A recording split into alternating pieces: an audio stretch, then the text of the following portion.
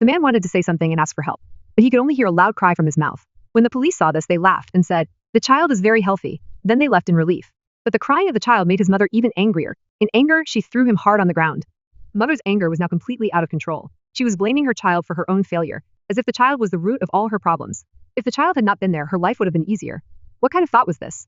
When the man regained consciousness, he found himself standing in front of the door of hell. He was very angry. He said, "Why are there such parents in the world?" But after hearing this, the goddess of death laughed. "Hey, when you jumped from the building yourself, then there was no difference from death. Now why do you want to live? You decided to die at your own will." But that innocent child had no choice. "In this world, many people fight against their will," she said.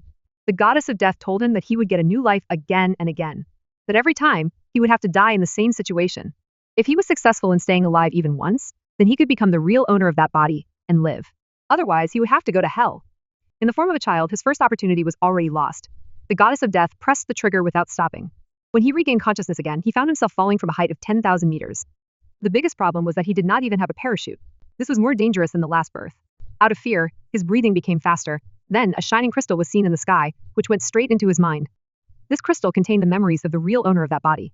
He remembered that he had been a fan of extreme sports since childhood and was crazy about breaking all kinds of world records. And this time, the challenge was to free fall from a height of 10,000 meters without a parachute and land on a safe net. If he did this, he was going to get a reward of 50 billion. The whole of Korea was watching this stunt live. As soon as the memories came back, he gained all the skills of that body, and when 50 billion were in front of him, his desire to live increased manifold. 30 billion, the price of life. Finally, he landed on the net. The hearts of the audience that had stopped now stopped forever.